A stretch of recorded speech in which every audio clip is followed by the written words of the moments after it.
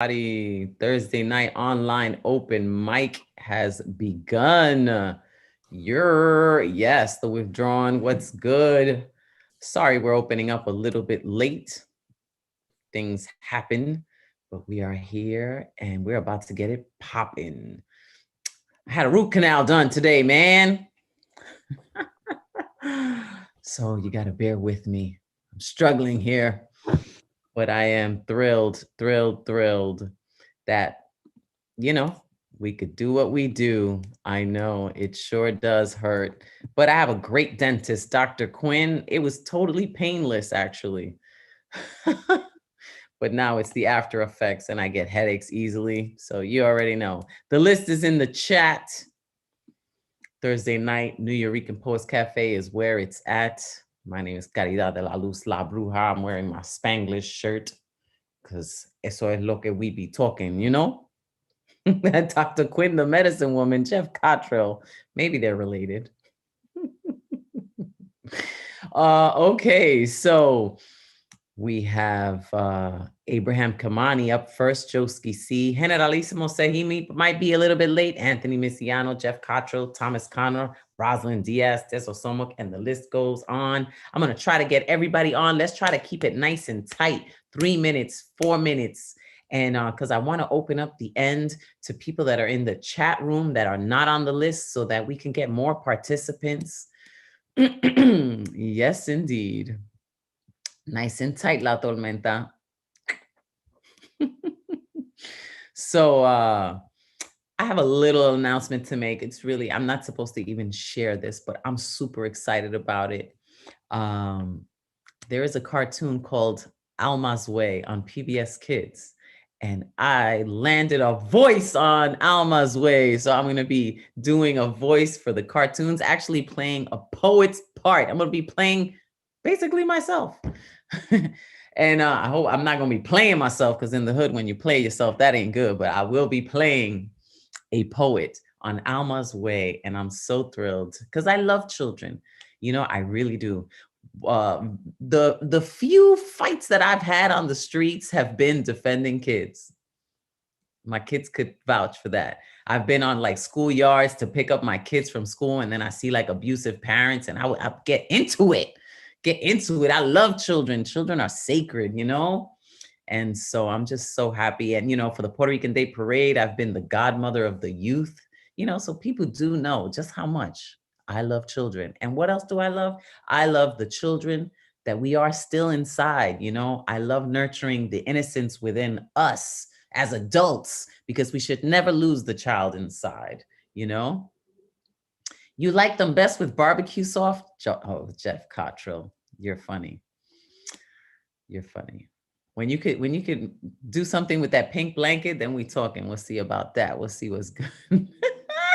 Okay, let's stop the chitty chat. I'm gonna let it rock. I'm gonna go and open up the room. But I do want to say thank you to National Endowment for the Arts, Council on the Arts, New York City Department of Cultural Affairs, Amazon Literary Partnership, New York Community Trust, and for all your donations that you have made to the New Yorican Poets Cafe by visiting newyorrican.org/contribute.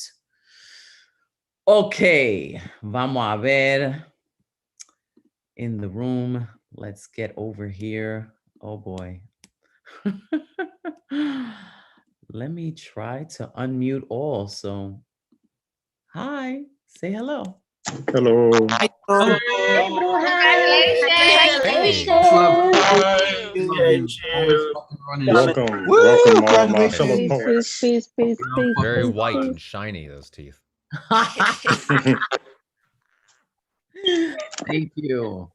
Yeah, I did. I heard a mole, one of my molars here. I cracked it eating some granola and nuts. Some strong ass nuts. But yep. But I'm gonna be all right. I'm gonna make sure that I stay smiling no matter what. And okay, here we go. Abraham Kamani is gonna start it off. We're not muted. Boom, here you go. Mute for that. Thank you, Catman Bill. You're on the list too.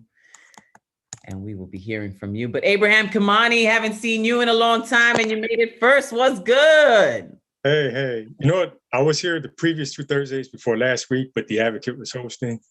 I just came back to California last month from Kenya.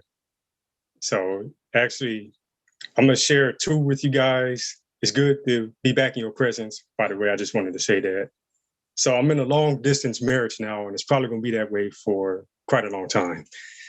You know. Wow, Kenya. No marriage. Kenya. Yeah, my wife and her mother they got dual citizenship there and here. So they decided to stay out there with the kids, and I'm out here. But anyways, let me not waste too much time and get to these 2 pieces. And this first piece is a set of 10 haikus that relates to what I just explained to you. All right, here we go.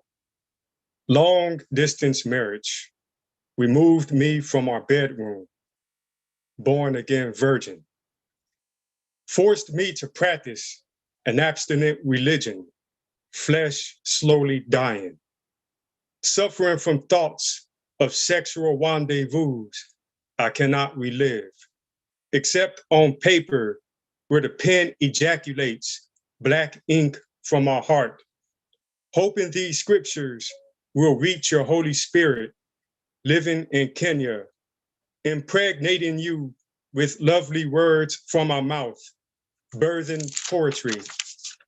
Promise we will raise our literary children, continents apart, nurture our babies with some healthy food for thought. May their bones grow strong, provided with love from the city of angels to the motherland, reviving my soul to keep me alive and well for the sake of you. That's that first piece. The second one is called A Taste of You, A Taste of Me. What would I not do just to get a taste of you? When my penis is rapidly arousing, gut is loudly growling, mouth is watery with saliva to eat your chocolate vagina.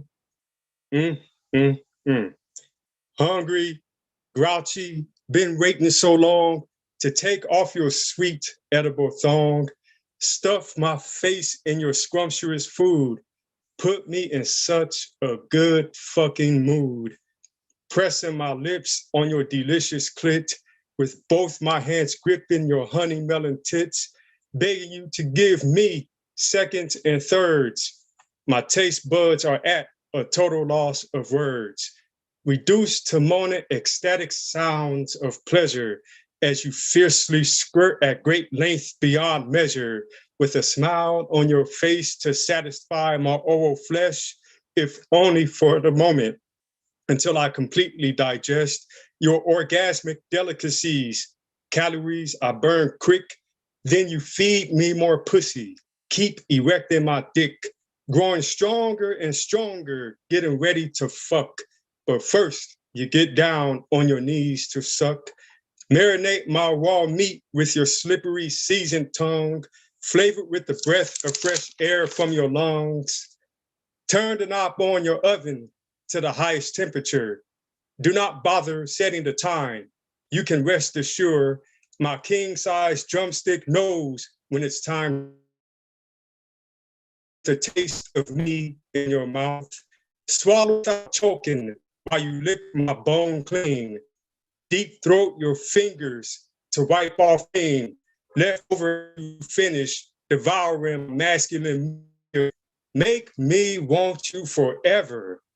I will gladly kneel. Propose to your divine feminine fruit to be my spouse. Tie the knot with a savory kiss from Ebony's penthouse. No need to do this. No need to be dressed in a tuxedo and wedding gown. We can do this butt naked if you're really down.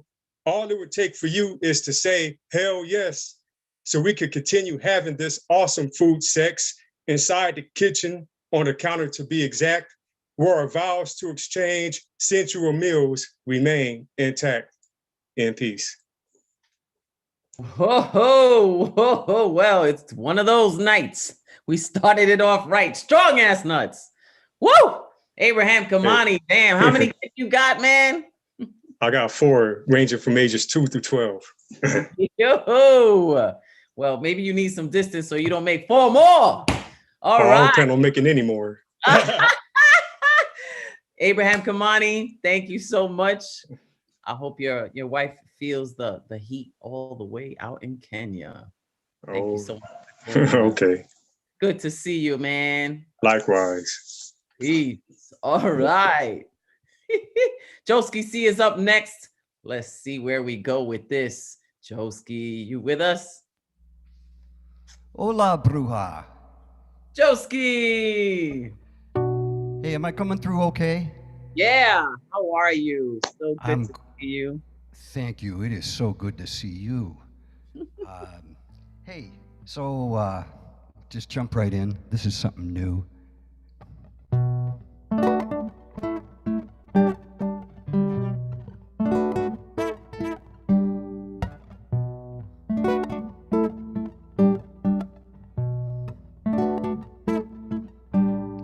Nightmare with daydreams, day and night. Nightmares every day. Hope say it'll be alright. Faith say come what may. Earthquakes, hurricane brought you to this place. Under the bridge, under the bridge, under the bridge, under the bridge. Mothers, fathers, eyes upon the kids. Like Jesus in a manger, there's babies neath the bridge. Earthquake, hurricane brought you to the edge. Under the bridge, under the bridge. Armageddon's horsemen, they won't let you in. Whips and reins attack black skin.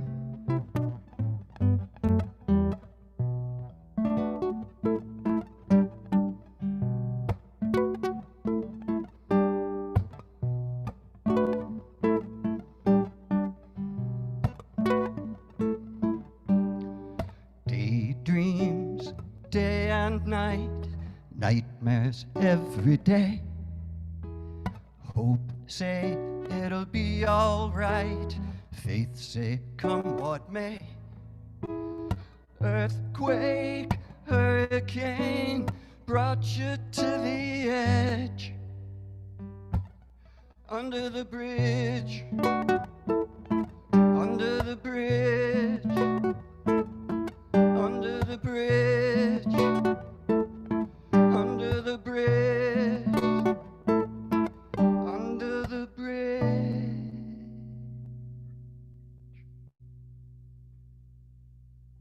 All right. Joski C with that new fire. Under the bridge. Dee-doo-dee-doo-dee. Yo, he's got the slick riffs. Well, thank you. So, I got to meet you in person. For everybody who hasn't had that honor, she's just as beautiful. Aww. And every kind of way.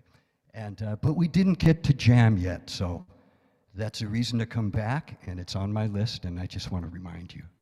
Oh, you let me know when we will make that jam happen. You know, it was really a beautiful experience to meet you in person, your wife, your kids. Wow, we had such a beautiful time in that garden. Thank you so much. That was so cool. Hey, and let me give you a shout out about Torch, which is an amazing musical drama play about the Bronx and arsons in the 1980s, I believe. And it is fantastic, and I think it's going to be happening in November. Yeah, it is. It is going to be happening in November. Unfortunately, I couldn't stay part of the cast because of my own personal things going on. But you know, I'm still gonna, maybe help with the opening and the closing, do some performances and, the development. I took it up to that point and now, I'm going to pass the baton and they're going to take it all the way. So we'll see what happens. But yes, it's an amazing musical at Pregones. And thank you so much, Joski C. Thank you so much. Thank you, La Bruja. All right, Joski C, killing it. Dee-doo-dee-doo-dee. All right, Generalissimo is not in the room, so we're going to go to Anthony Miziano. Hello. Hi there. How are you? I am here. I am okay. Okay, good. So I have something kind of different tonight. Normally my pieces are really short, like 2 or 3 minutes, but this one's kind of long and I'm sorry, so I'm just going to launch right into it. Okay, do it. I have a profound and deep love for my country. Like most of us, I have friends and family who have served this nation, but even if I did not, that love would still be there. I also take issue with the catalog of wrongs carried out in the name of my country by those who have led it, those who have done wrong in its name or taken it for granted. In essence, those who have sought to divide our nation and the people who inhabit it. Like all the truly great loves of one's life, this relationship is deeply complicated, like a parent or past lover or someone one chooses to grow old with and stand by till the end. Language is always growing, changing, adapting, and evolving, following its natural course, as does all life in the universe. The only negative side effect being that it becomes harder as time progresses to quickly process our own languages of old. Entire books are written translating Shakespeare's English to more contemporary English. So I'd like to tell a short story. The United States was under attack by invading forces. A war had broken out, and battles raged on. American soldiers fought and died, and more continued to fight. Late into the night, morale was low, and the outlook bleak. Bearing witness among the soldiers was a poet, who wrote of the experience as follows. "Oh, say, can you see by the dawn's early light," which means, please tell me, the sun has not yet risen, can you see what so proudly we hailed at the twilight's last gleaming, the banner, representing our nation, our side in this fight that until darkness fell, we still saw flying in the sky and looked toward as a symbol of strength and inspiration to carry on, knowing that our nation had not yet fallen in this battle, what so proudly we hailed at the twilight's last gleaming, whose broad stripes and bright stars through the perilous fight o'er the ramparts we watched were so gallantly streaming over the blockades, the barricades, the walls. We could still see our nation's banner, and the rockets' red glare, the bombs bursting in air gave proof through the night that our flag was still there. No sunlight, no moonlight, no lanterns bright enough, yet the terrifying red glow of the explosions and smoke gave us the recurring glimpse, the confirmation that we had not yet fallen. Oh, say, please, tell me, does that star-spangled banner yet wave o'er the land of the free and the home of the brave? A poem. A poem about hope, about fear, not glorifying war, but the glimmer of hope that we will survive. A poem about a dream that somehow, while decade after decade, nations around the globe fall and fall again, death after countless death, a dream that somehow we will persevere. Our nation wasn't always free, and the home of the brave has invariably had its fair share of cowards, those who have sought to divide our humanity, but hate, despair, separation, segregation, these things that seek to divide us, if successful, will also conquer us. Divide and conquer.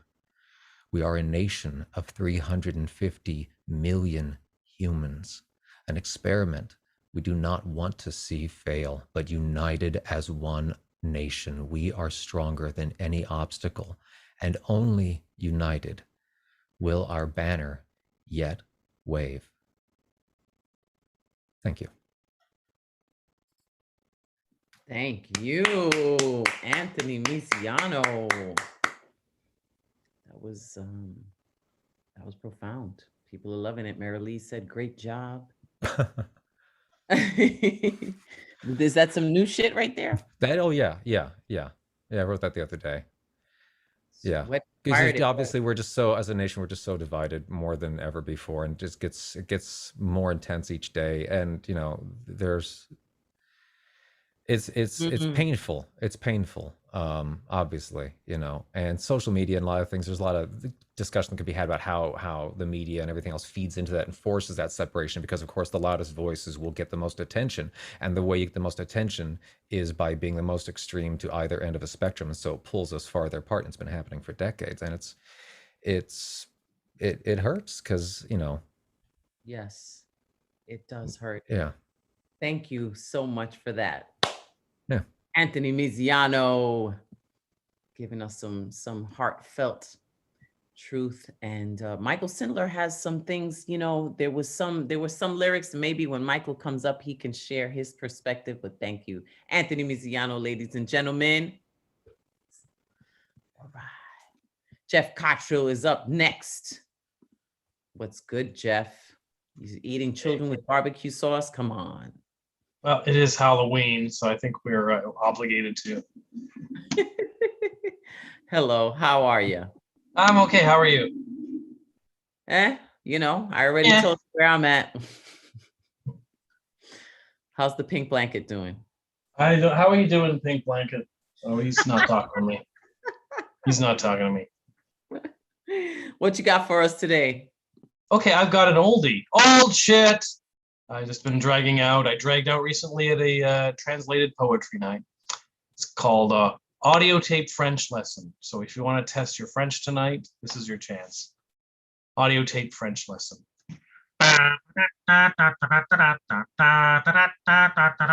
Welcome to French Skills for Tomorrow's Journeys, Chapter 4. Bienvenue à Des habiletés françaises pour les voyages de demain, Chapitre 4. Brought to you by Grosspruder Cola. The cool, refreshing taste of Grosspruder Cola.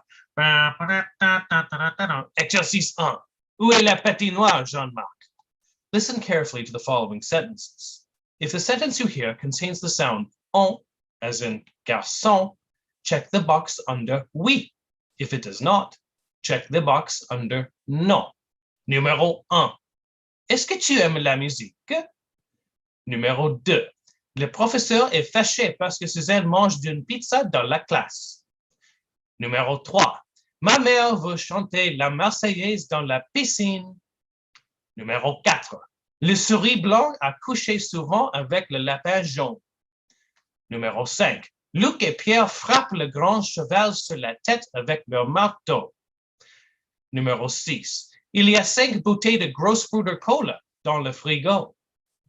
Numéro 7. La vieille femme jette le petit bébé dans la poubelle.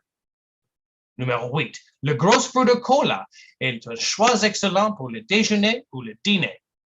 Numéro 9. Vous devez acheter et boire beaucoup de Grosspruder Cola. Numéro 10. Vous devez acheter et boire beaucoup de Grosspruder Cola. Numéro 11. Vous devez acheter et boire beaucoup de Grosspruder Cola. Numéro 12. Sie müssen viel Grosspruder Cola kaufen und trinken. Nummer 13. Sie müssen viel Grosspruder Cola kaufen und trinken. Nummer 14. Jetzt müssen Sie viel Grosspruder Cola kaufen und trinken. Nummer 15. Sie müssen den Grosspruder kaufen. Jetzt, schnell, schnell. Trinken Sie den Grosspruder. Jetzt, oder werden Sie austrocknen. Ja. Nummer 16. Warum gibt es 4 Oliven in Ihrer Bratwurst, Herr Direktor? Weil Sie viel Grosspruder Cola trinken müssen. Nummer 17. Frau Kartoffeln spielt Fußball mit dem getrennten Kopf von Kito Bunches von Beek, weil sie nicht genügend Grosspruder Cola getrunken hat. Nummer 18. Les 3 enfants mangeaient beaucoup de saucisses avec de la moutarde et du Grosspruder Cola. Numéro 19. Les 400 coups est le film favori de ma sœur, mais je préfère les films de Claude Chabrol. Numéro 20. Est-ce que tu aimes la musique? This is the end of the exercise. The sound on, as in garçon, occurred in questions 1, 4, 7, 9, 10, 15, 18, and 19. Please grade your work accordingly. Exercice 2. On fume la grasse matinée avec le Dieu. Brought to you by Grossbrüder Cola. That cool, refreshing taste. Thank you. That was called Audio Tape French Lesson. All right. Thank you, Jeff Cottrell, giving the ooh la la ah wee wee touch. Follow jeffcottrell.com. Thank you so much, Jeff. Good to see you, man. And I've got a gig coming up on October 30th. I'll put the details in the chat. Sweet. Jeff be rocking. No rest for the weary. All right. Thomas Connor is up next. Thomas Connor, hello. What's going on, Bruja? How's everything? Good? You know. You can leave it right there. I got you. I Yes. got you. You can leave it right there. Thank you, Thomas. We got you. Let me just get into this right now. Hold up. You kind of messed up the vibe. No, I'm just messing with you. Let me go. So lately I've been writing a lot about my past, as you know, experiences with my family. So this is one of them. Sundays in Brooklyn, church in the morning, incense a mami's tocador, papi flipping channels, searching for whatever to pass the time. Mami con teléfono agarrada a su nuca, sisters out and about. Me, Davy and Goliath, till Abbott and Costello comes on. I now run out to play. Skelly-shaped streets, chalk in hand, killer dilla type shit. I spit beat like Zay Dilla. Stoops on porches are safety. Sunday, sound down, draws down. Twilight moves in. Memories of Flatbush.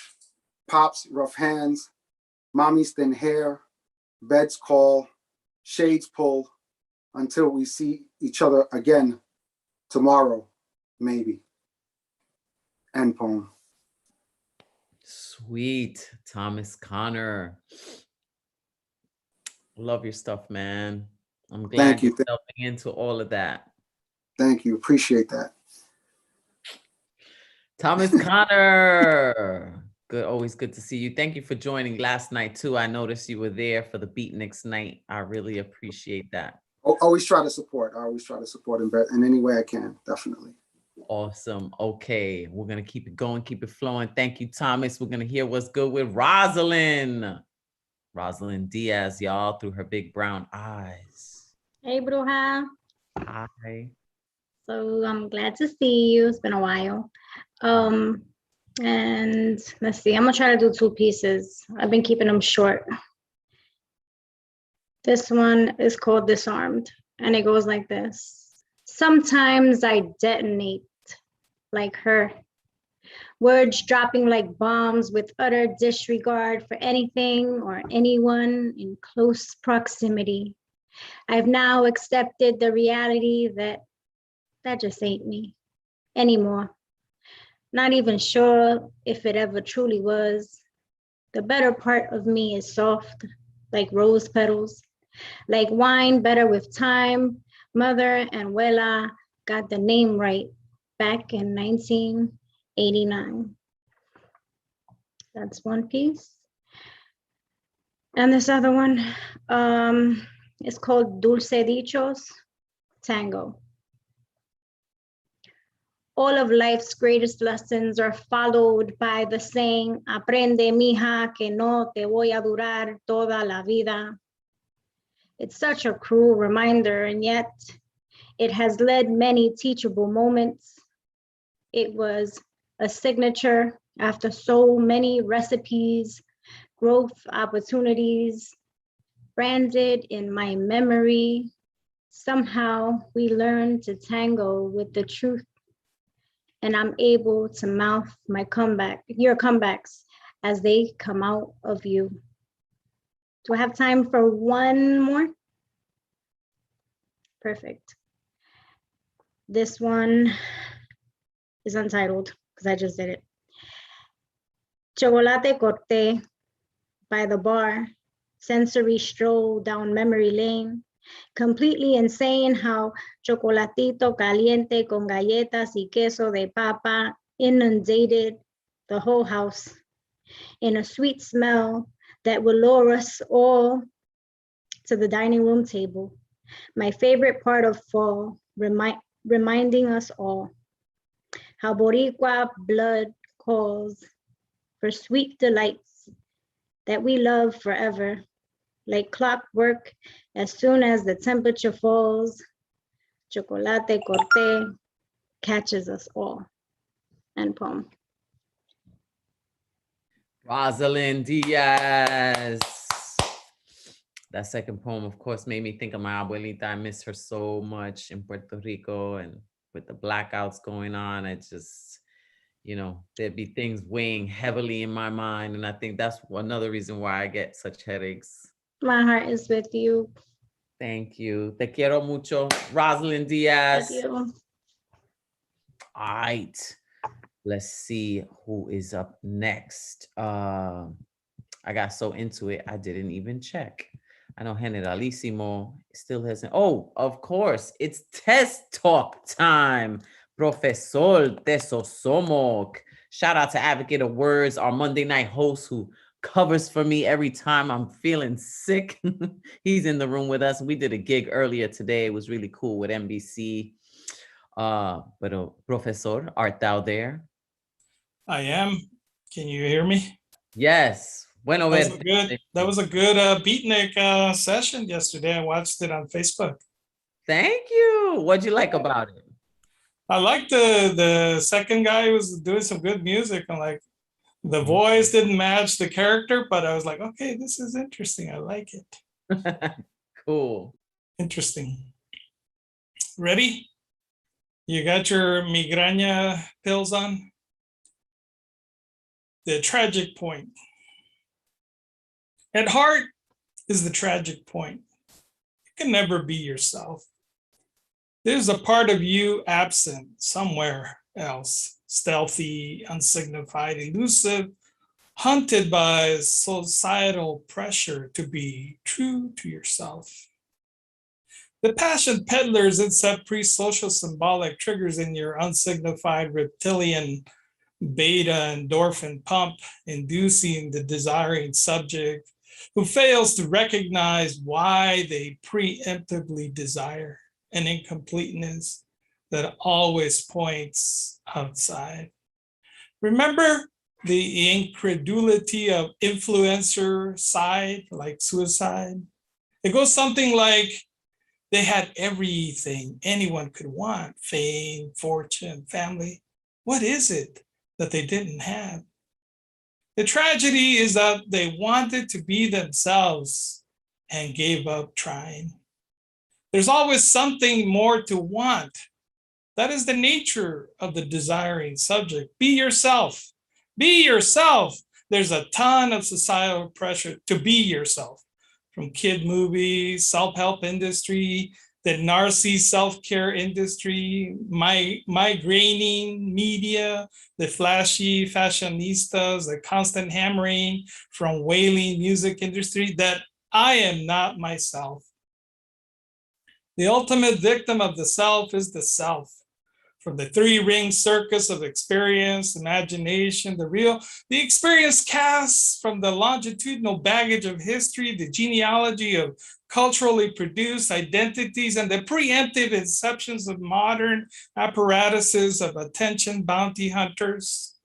The deployed master production of images, symbolic registers, and the lingo of science, where our identities are not only themselves, but defer other meanings and some residual real as well.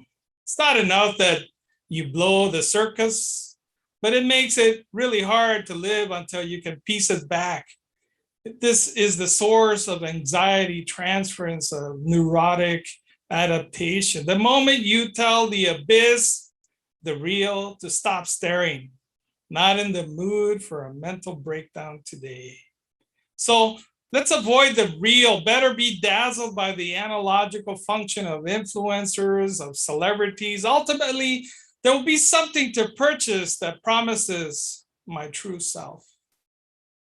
My ideal I deploys my future self somewhere lost in the matrix, waiting for the phone call, the ping on the messenger chat, the knock knock from the ringtone, some after image abstract fiction.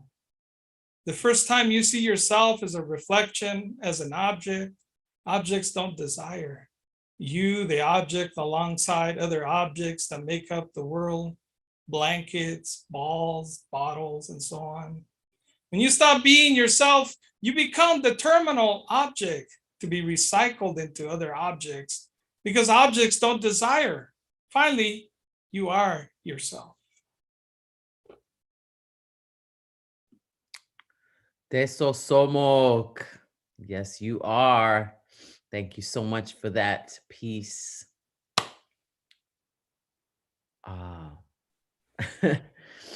I think Catman Bill is next. Generalissimo has not joined the room yet. I want to shout out Z Santiago, who is a tremendous artist and friend. He's in the room. And thank you, Tesosomok. Thank you siempre. Okay, Catman Bill. I'm tearing porque me duele la cabeza. And plus your poems are moving. I'm between both those things. Catman Bill, you there? I'm here, Bru. I'm here. All right. I'm going to wake you up now because, you know, I haven't done my smut and dirty, disgusting stuff in a while. And I'm so terribly missing Marissa Prada. I hope that she's all right, but I know that she needs to hear smut and dirty stuff. And anyways, I want to, and I'm not too organized tonight. So I don't watch network TV. I cut my cable a long time ago, so I don't know what's on, but I saw an ad for a show on network, one of the network stations, and it just showed a quick snapshot of a Black woman and a white man kissing each other in bed. And I said, holy Toledo, finally, this is going to inspire a whole new generation of Black women kissing white men. Hey, I'm available. Beechwood 45789. You can call me up and have a date any old time. The Marvelettes, 1961. Well, that was it. Anyways, only people in the older age bracket understand that one.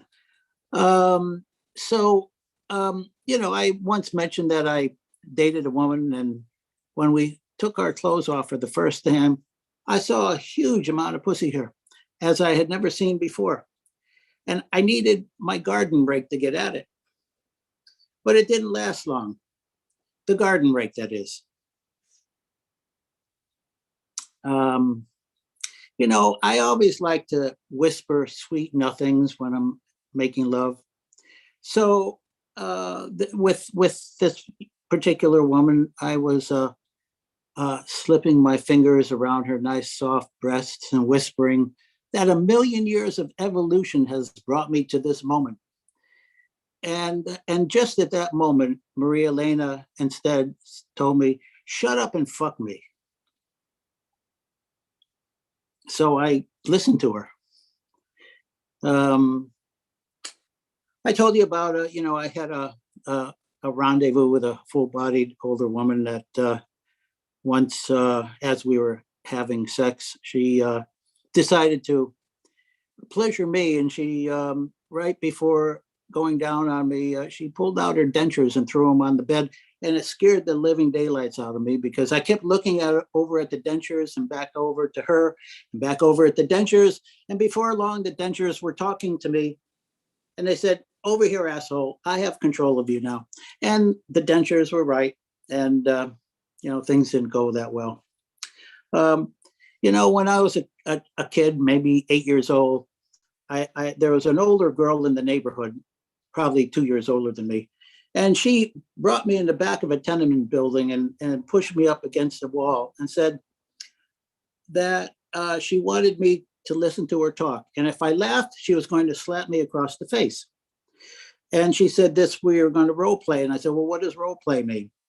But so she started talking. And at one point she would look at me and point her finger at me and say, don't laugh. Well, of course, what does a kid do? He laughs, crack. And this went on for a few times. And I thought later on, is this what adults do for fun and pleasure as they go on in life? I don't know. I mentioned my fourth grade teacher, Mrs. Hennigan, once putting me under her desk for talking in class. I went to a Catholic school and I was the only kid with a Jewish last name. And she, for punishment, put me under her desk and she put her chair back into place. And now I was in the dark looking up at her fat thighs, opening and closing while she taught class.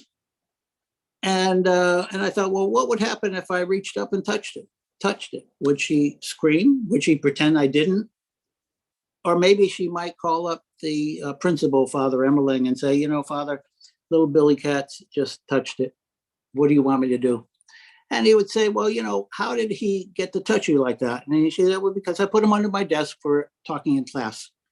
And then this part, he tells her, well, you send little Billy Katz right down to my office right now so I can put him under my desk. Okay, come on. It didn't happen, but that's the end of the bit. So anyways, I told that bit to a room full of West Indians. And before I said, are there any Roman Catholics in the room? And nobody raised their hand. I figured they were all Baptists. And after the punchline, you couldn't hear a pin drop. And I knew that I was losing it. That's the way things go. And with that, I feel like I'm losing it right now, but I just thought I'd say hello. Thank you. No, you have me. You have me. That was funny. I was still stuck on that Major Bush though. I was like, maybe you need a lawnmower, man. Like forget the rake. You need a lawnmower. I'm all for the smut. Thank you for that. That cheered me up for sure. You got some people shocked. Smut man Bill doing it up. Next week, huh?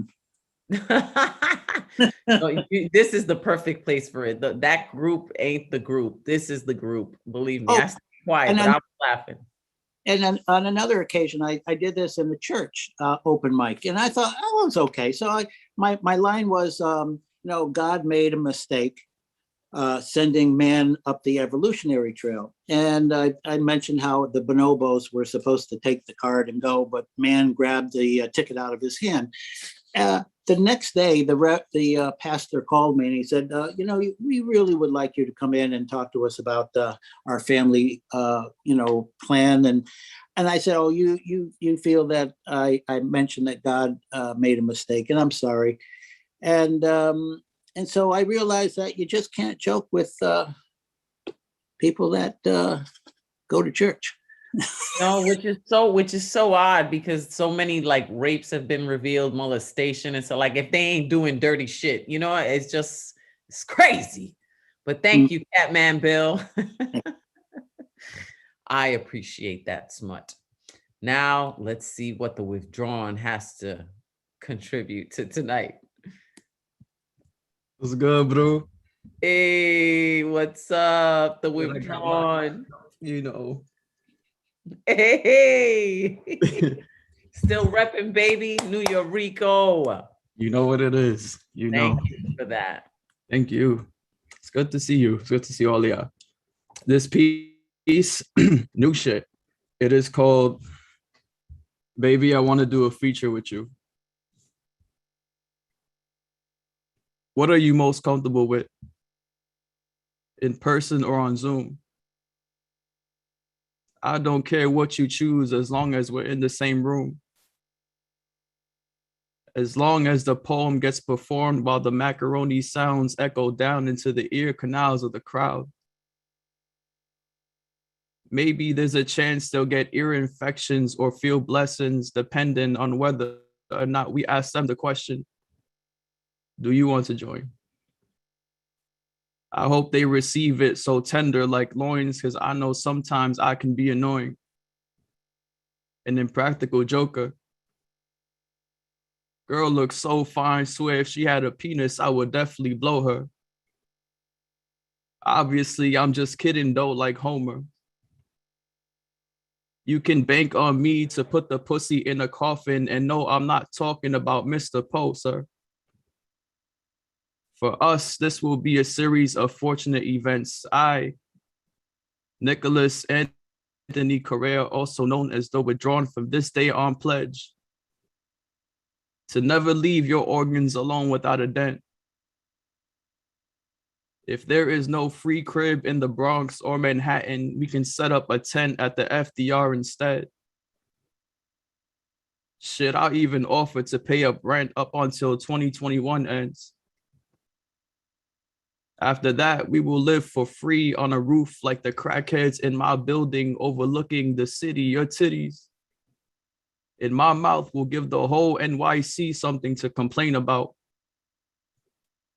Or maybe it won't, because our reality is different. If you see something, say something doesn't really exist, because let's be real, every single one of us motherfuckers are really good at minding our own damn business. Sometimes. Random, but I miss Rhoda saying she was gonna shove soap down our throats if we didn't stop cursing on the lunch line. I got time. To shout outs Miss Lopez, who was never my teacher, but God fucking damn, that lady was so bad. It'd be really dope if you could co-sign talking you and Miss Martini from high school and breaking both spines. I'm on a roll. I'm getting hungry again. Oh, damn. Someone please come feed this man before he makes himself flexible enough to heat his own ass. Yo, pass. The duchy with your left hand, and queen, come sit on my face. I really need it, but bad. Got me Porky Pig stuttering, girl. I'ma say it again. You so fine, I wish I could be alive for life so I can stay smothering. Your generation will never die out because of me. I'll be forever 27, fuck 21, fuck running out of cum, fuck everyone and make them a mom. Say fuck so much, I sound like Catherine Badon, yes. The name has been altered to protect the person. I love the New Yorican and I love all the people in this room. Girl, have you decided yet on in person or on Zoom? Because I'm dead ass ready to do this feature with you. So what's up? Thank you. Oh, wow. You had some real serious lines in there. There was booty eating, sucking on. Woo! Love, yeah, thank you. Either way, Zoom or in the room or booty boom, boom, boom. The on Nicholas Anthony Correa. Thank you so much. Thank you. Always great to see you. Shock value is on fleek. Julian Matthews, let's unmute. Julian is next. Hi. Hey, welcome back, Julian. How are you? Yeah, I'm good. Okay. You look serious tonight, so I'm gonna just let you take it from here. Suits. I own 3 suits, tailored, 2-piece, single-breasted. The first was from my wedding and still has my name embroidered in gold on the inside. The second was for work, meetings, formal dinners.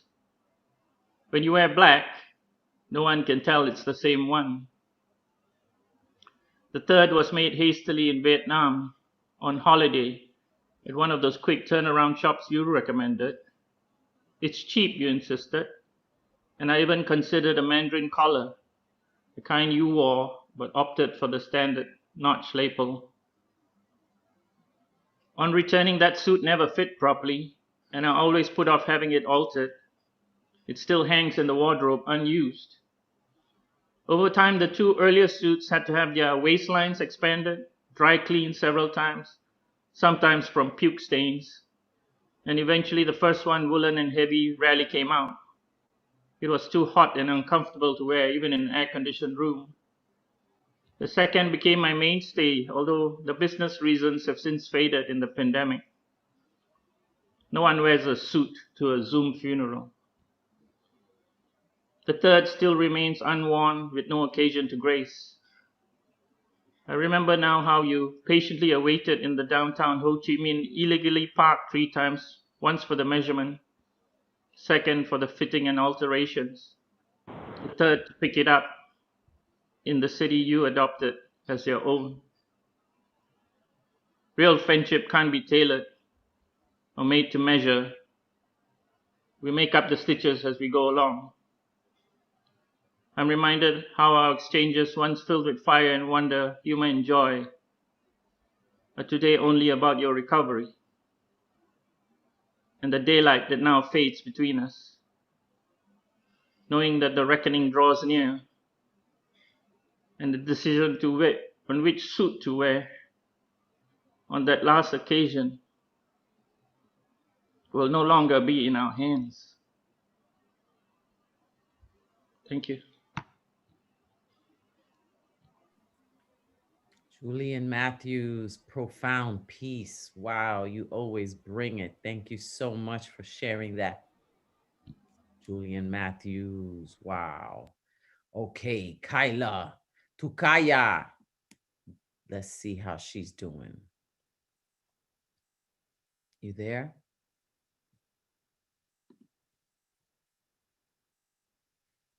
Tukaya, are you there? I'm asking to unmute. Wow, that suit piece though. Ooh, with the embroidery and when to wear it, and then the relationship was fading, and it was just like, Kayla, I don't know what's happening. I don't see her. I don't see Tukaya, must have walked away. So let's see La Tormenta then, and then we'll see if Kayla's ready. You good, Amanda? Yeah, I'm good. Kyla just put in the chat that she would go after me. So okay. Super. How are you, honey? I'm good. Honored, happy to be here. Let's get to my pieces. I'm doing a cover first, and then I'll share something of mine. These are both rough drafts, but the first piece is written by a friend of mine, Gabriela Ramirez. It's called I Flirt My Way Home. Messages full of personality, my own and another's audacity, giggling over each other. A stream of laughter, we both laugh at, our heads tilted back, as if we are receiving a sweetness only orishas can provide. What river have you come from? What part of the sky does your laughter fall from? A good line? I doubt it. I imagine your long curls in front of me, or falling down my shoulder. I told my sister I would write about my other sisters and my brothers to and for you. I don't know where you land and don't know what we'll share. If we ever share anything other than sweet glances amongst mutual friends, I'm also okay with that. Why wouldn't I be? I appreciate your noticing and recognition, no matter how far we are from each other, in the room, no matter how big the room is. I am not a desperate man as I used to be, but I can tell you, flirt with me even if it doesn't go anywhere. I don't mind. Having heard your laughter when I thought I wouldn't deserve another bright smile blushing towards my humor is the all-knowing I need that it is possible to do it again. I won't message you after 10 p.m. I won't distract or continue to disrupt what matters to you. I can sometimes be a pretty face, and I can sometimes just be a distraction of promise. Ask the others, ask my sisters, ask my brothers. I'm a good time in blush and peach and floral, but will only hold you something sacred, effort like someone trying to make up for their past, effort like someone trying to laugh his way home. So this is mine, slippery storytelling. It's really short. Home is a journey before it is a destination, but you knew that already. You knew me already. Knew Bible study was hiding under a slippery walk, under the same river that planted us both. I fill morning pages at night, polishing the ineffable, wording the wordless, but I guess that's what makes us both poets. I know you, like the prettiest hole in the wall, like magenta, magnetized on these eyes, like I'm not proper enough for a poem, but I will write one anyway. Home is a journey, and I see yours has been broken in, has golden milk curtains for windows, has rhetorical questions in the nest of its eyelids. This house is no metaphor. This house is no home, but we can make it one. With enough paint, with enough pain, with enough. You are enough even before the new home comes. But you knew that already. And pieces. Thank you. All right, La Tormenta, Amanda Villanueva, taking that journey home in two different ways. Thank you so much. Okay, so then let's see if Kaila is ready. Is she there now? There she is. Okay. Hola a todos. Hello, Oh my God. family. En camino estás. Yes, I am on Lenape land, and I am in this lift with my over here. I was okay if I could do a poem, and he said he loves poetry, so I have an audience in person as well. Thank you, Leonardo. This is called A Poem to Wake a Dead Heart.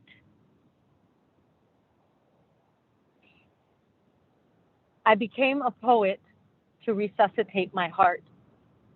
I've been walking around dead for a while, caught between the astral and the waking, convincing everyone I'm really here with a smile, but truthfully, I died long ago.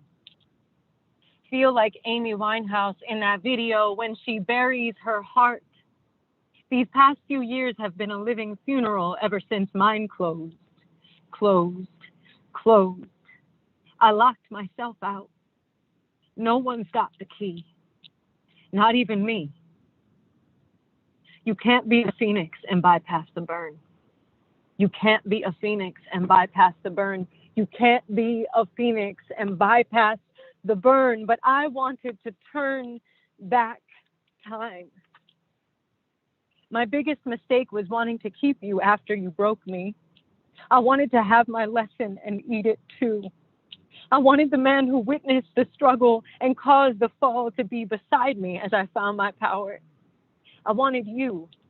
I wanted us. I wanted the me who was with you to rise. I did not want to be something new, someone new without you. If I became someone new without you, it means I lost you. Dead heart, closed heart, hopeful heart, she's opening. Dead heart, closed heart, hopeful heart she's choking. Even in my dreams, you're still a liar. I try to forgive you in waking life, but those dreams reignite the fire. No truth in either realm, a long overdue apology. I once wrote myself a letter in your handwriting. It said everything I knew you wanted to, but didn't have the courage or language to say. It was everything I dreamt of hearing, and it sustained me for a bit. But every once in a while, I remember you didn't write it. And these dreams, these haunting split heart scenes remind me to hold on when all I want to do is let go, let go, let go, let go. I want to be something new. I am ready to be someone new. I am ready to be me without you. You're gonna miss the best part. I'll hold my own hand this time. I'll find the heart that hasn't yet been born, infinite heart, unstoppable heart, leaping heart, she's waking, infinite heart, unstoppable heart, leaping heart, she's taking the leap back into life. Leaping heart is always awake, she's got no time to sleep. Leaping heart is alive, her main focus is peace. Leaping heart is free, she sculpted a new key to open the door. Leaping heart is me, she's wiser and lighter than before. Leap, heart, leap. Leap, heart, leap. Leap, heart, leap. You're gonna miss the best part. Whoa, to Kaya. Kyla, wow. That is poetry in motion. Leonardo, I hope he don't crash because he's clapping. Tell him to keep both hands on the wheel. That was beautiful. Thank you so much. My God, technology allows us to be in that momentum with you. Thank you so much. That was amazing, beautiful, powerful, vulnerable, and you read to people's lives tonight. Yeah, and those that missed the best part, it's okay because we get it. We get the best part. Tukaya! Sí, pa'lante. Pa'lante, hermana. Mucho amor para ti. Beautiful. Wow, look at that. Beautiful, beautiful, powerful. Okay, Eric G is next. Take it away, Eric. What's good? You there? Hey, what's going on? Yeah, I'm here. Right. Sukai, that was amazing. I just wanted to say I appreciate all my fellow poets. You guys inspire me. And yeah, you guys are amazing. The piece that I'm going to read tonight, I've been working on this piece all summer and I finally finished it. So I hope you guys enjoy it. It's called, just give me 1 second. Trying to do something. There we go. It's called Broken Wings. My curious mind always led me to places that told me something different about myself. Reaching for the stars without knowing who I was is a story in itself. My curiosity got me in trouble sometimes, but how would I have known if I didn't try? Exploring my sexuality at a time where coming into my own wasn't praised by people, but it was who I was.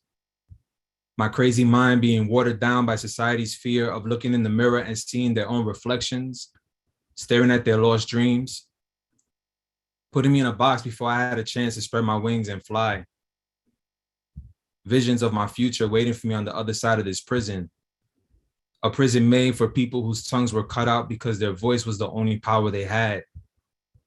A prisoner to my own thoughts. I can't think of anything more scarier than that. Trying to stay afloat in a world that suppresses anything that's different. Isolation became my best friend, my drug, my comfort zone. Lost friendships and missed opportunities became a regular thing. Watching the world from behind a curtain because my fears overpowered the sun. A world full of endless opportunities. How could something so beautiful be so poisonous? My curiosity has yet to reach its peak. Living in a world with so many labels while I try to keep myself in one piece. trying to spread my wings like the black phoenix that raises from the ashes. The same wings that were clipped as a child because the world couldn't handle the freedom that comes with being free. These ruminating thoughts deeply rooted in my soul, looking at myself from behind a lens, trying to edit an image that was already photoshopped by my pain. Becoming my mother's greatest fear while she tries to understand the darkness that overshadows me. The darkness that spreads like the dark clouds that form above the ocean, creating waves and ripples down my spine, ready to swallow anything it wants because yes, the ocean takes what it wants. My curiosity is flawed. My curiosity is hungry. My curiosity can't be left untouched because if it does, my soul goes with it. My curiosity is angry. My curiosity is bitter. But it's the only thing that could break the chains that hold the power in my voice, the chains that hold the power in my wings. The distorted image I once had of myself ran deep in my bones, trying to satisfy my curiosity while I try to find my way home. 33 years young and not knowing who you are is a scary thing. Conforming to a world that constantly contradicts the interpretation of what a man should be. Living in the shadows because I let them break me. I'm tired. I'm so fucking tired. To all the little boys in the world who felt different and unloved. To all the little boys who were abused and told they couldn't dream. To all the little boys dealing with their parents' trauma. I see you. I hear you. The journey's a tough one, but you'll pull through. They say time heals all, but it waits for no one. It's time to chip down these walls and say goodbye to this prison, this contradiction, this mentality that holds me back from living. It's time for my wings to heal, so I could leave it all behind and finally fly free. Thank you. Yes, Eric G. Wow. Yo. I feel you. I feel you. I feel you. I feel you so strongly. You know, thank you for your courage, your vulnerability, and for, you know, sitting with those things and working it out. Because you are healing, you are and you're empowering others as you do it. So don't think that you're ever alone. You are not. We are with you. And it's a beautiful thing to witness. Thank you so much for sharing that. Woo! Woo! Okay. Let them know. You know, okay, I have things to say, but I'm a hold it. I'm a hold it. Unmesh Mohitkar in India is gonna go, and then Generalissimo has gotten into the chat, so we're gonna go with Generalissimo after Unmesh Mohitkar. Hey, La Brua. Hello, Hey. I will tell you a joke. I am not boasting. So somebody told me that I am one of the best open mic hosts. Okay. Then I told to myself, it's easy. Just copy blindly La Brua and Advocate. Sweet. That's a beautiful thing. Look at that. Thanks a lot. Okay, let's go. I'm going to read a Marathi poem. Marathi is my mother tongue. It's Marathi and English. Okay, here we go. उगीच उडणाऱ्या या पाखराला कुठलेच नाव नाही. बेधुंद भिरभिरणाऱ्या या पाखराला कुठलेच गाव नाही. This flying bird without reason has no name. Fluttering wildly, no home, no fame. घोंगावणारा वारा गुलाम हा दिशेचा बेफाम दिशाहीन या पाखराला मात्र गुलामीची दिशाही मान्य नाही. Roaring wind is the slave of direction. Roaring wind is the slave of direction. However, this slavery of direction is unacceptable to this rudderless, directionless bird. या पाखराची उड्डाण उत्तुंग नाही, नशिल्या त्याच्या हृदयाला शिखरांची मात्र भीतीच नाही. पत्ता त्याचा हरवला, हरवलेल्या या पाखराला गमावयाची भीतीच नाही. Flight of this bird is not great. Intoxicated, drunk in his heart, but not afraid of limitless peaks. He lost his address, off track, astray, but forfeiting the fear of losing. Off track, but forfeiting the fear of losing. That was the first one. And this is the last one. Chains of mind are never kind. Wind, rewind, unwind, just to find nothing but the games of mind. Flying in the dark, headlights off, directionless. The plane is going to sink in the abyss.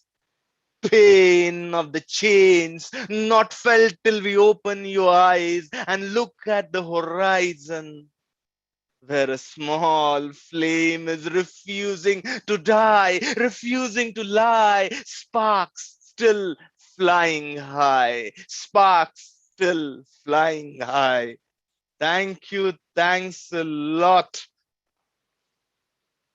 Was great. That was so great. I love to hear you, speaking in your mother tongue, and everything that you said is, so soothing, and just you're Thanks just a lot, Labrua. It's everything that I have learned at New Yorkan. I should be grateful for this, grateful to everyone, each and everyone. Everybody has contributed.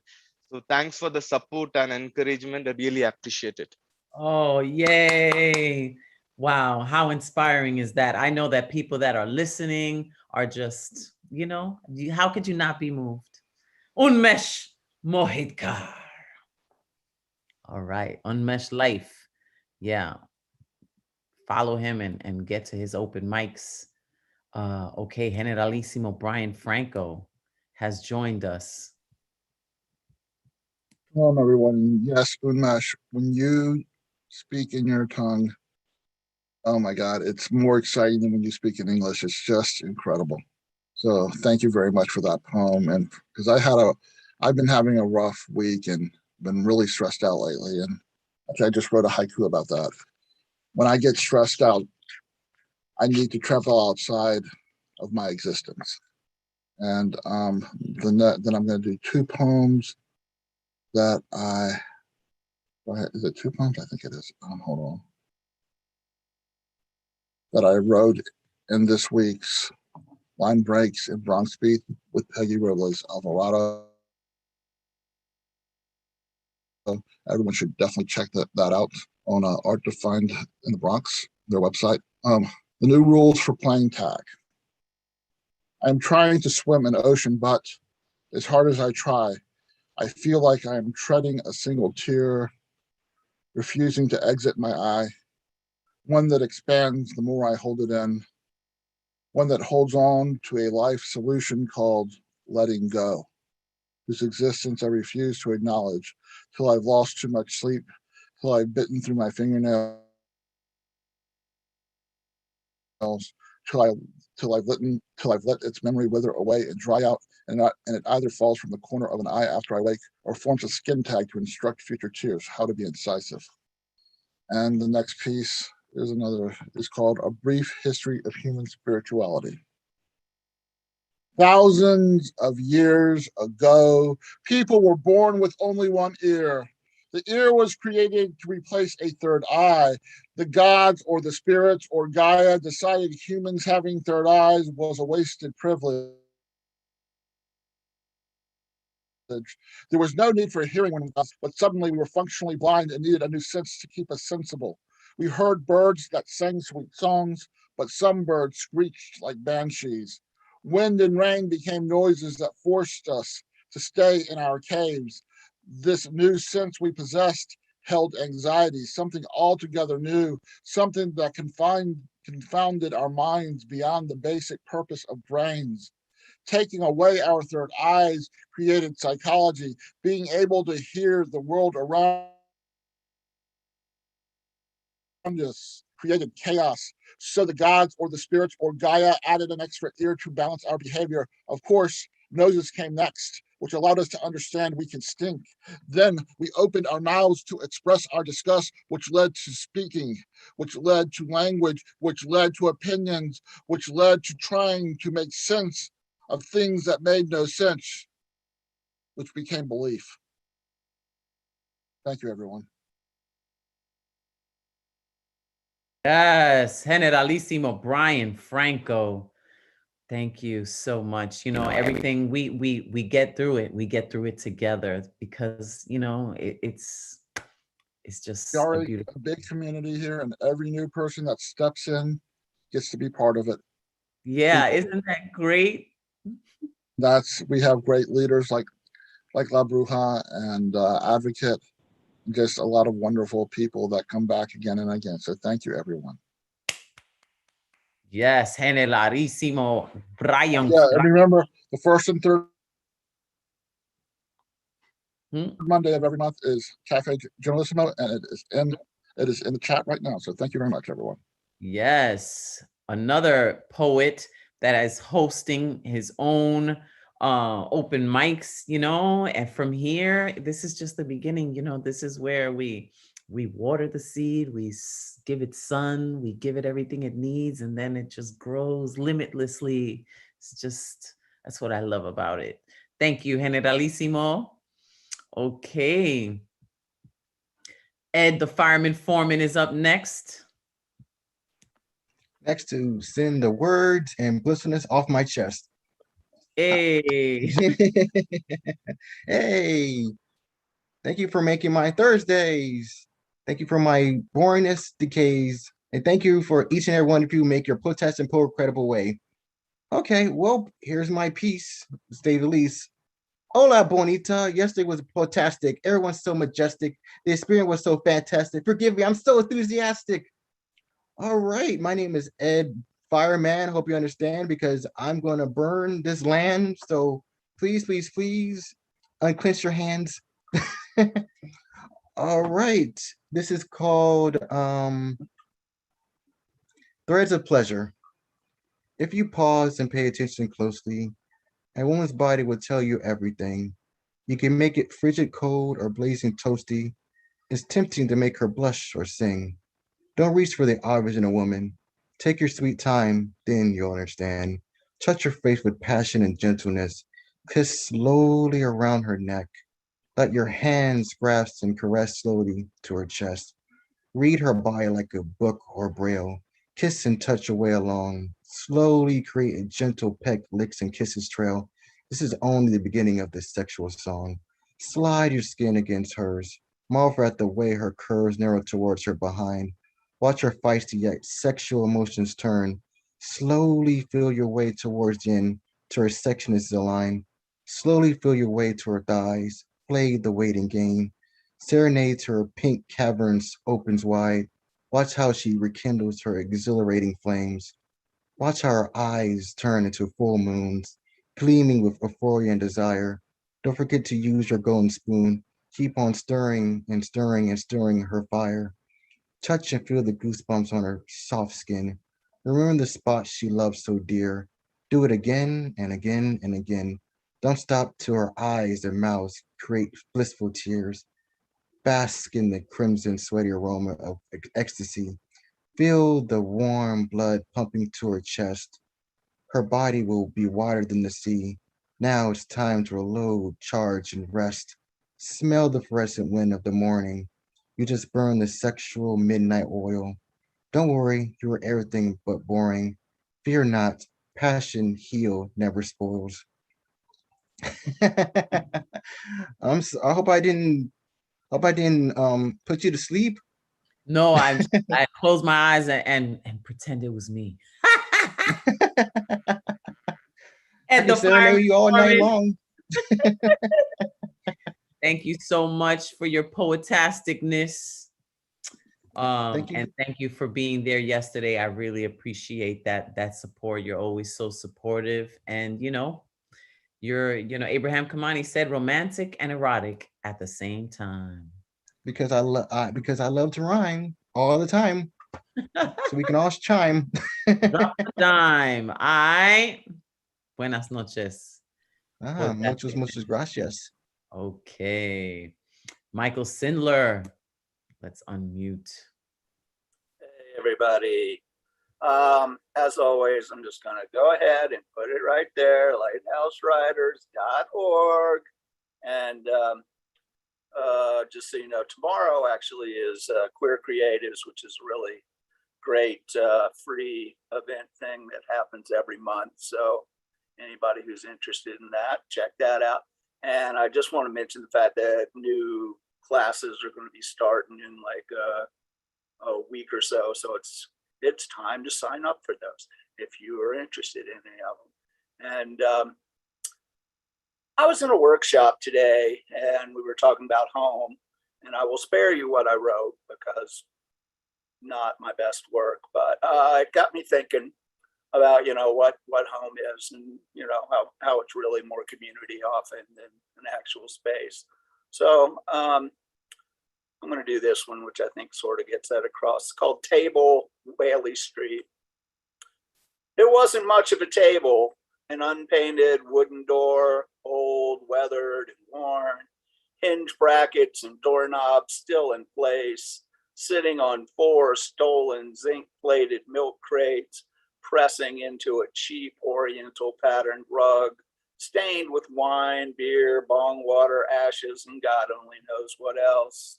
Encircled by a motley assortment of mismatched chairs and a raggedy old naugahyde couch, facing plywood and concrete block shelves, groaning with vinyl LPs and always blasting audio equipment. So many parties, large and small, so many conversations, verbal and visual, casual and intense, vague and meaningful, from late night till morning, till night after night. So many sessions passing around sketchbooks, fashioning collaborative drawings, grabbing assorted shades of magic markers scrawled like pickup sticks over the rough wooden palette. So many meals pulled together from scraps and magic, piled onto paper plates, consumed communally with hedonistic abandon. So many angry games of risk that never ended well. So many feral kittens bouncing and scurrying over mounds of textbooks, ashtrays, and cigar boxes full of dime bags and quarter ounces. So many guitar cases left open, leaning like drunks for balance, spilling picks and chord charts. So many coats and jackets and shirts and socks and underwear and towels and blankets left in fetid piles. So many trinkets and treasures and moments of pleasure on and around an orphan slab of board that focused a family of freaks, a collective of like minds that centered a home in which anything could happen. And just another real short one on also sort of a homey thing. This is Breakfast, an imitation of Fall by Mary Oliver, which is a better poem than this. The fresh eggs, yolk and white, froth together as whisk sweeps smooth ceramic bowl. Schwick, schwick. They tumble like a wave onto hot buttered skillet, expanding, elastic, ecliptic, bubbling, beaten ovum, a xanthous huge swamp of coagulating protein, unfertilized gift of hen's exertion, browning on the bottom, then flipped, then folded over, encasing shredded cheese, the plating, then the service, laying the simple feast before the beloved. Okay, thank you very much. Thank you, Michael Sindler.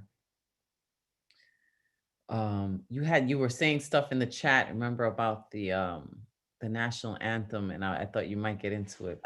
No, just the fact that, it's like we only recite a certain part of the national anthem, and there are verses in there that if you go back and read the whole thing, there are some troubling and problematic things in there, but I'll let everybody look into that on their own. Oh, yes, Michael Sindler, reveal that truth. Thank you so much. Thank you. Good luck with everything you've got going on, and thank you for sharing. Okay. Carrie Harris. I have you listed as Karina, but I see you as Carrie. Am I saying it right? Oh, it's Cotty. It's like Gotti, like me. Yeah. Oh, Gotti, ¿cómo estás? I'm great. How are you guys? Great to have you. Where are you tonight? I'm in my apartment and I'm suddenly having technical difficulties. Okay. But I will figure this out. Hit play. All right. Well, we hear you well, so do your thing. All right. Let's see. All right, back it up. Hit enter. Okay. And then hit that spin. And then play. Okay, technical difficulties over, hopefully. Okay, hit play.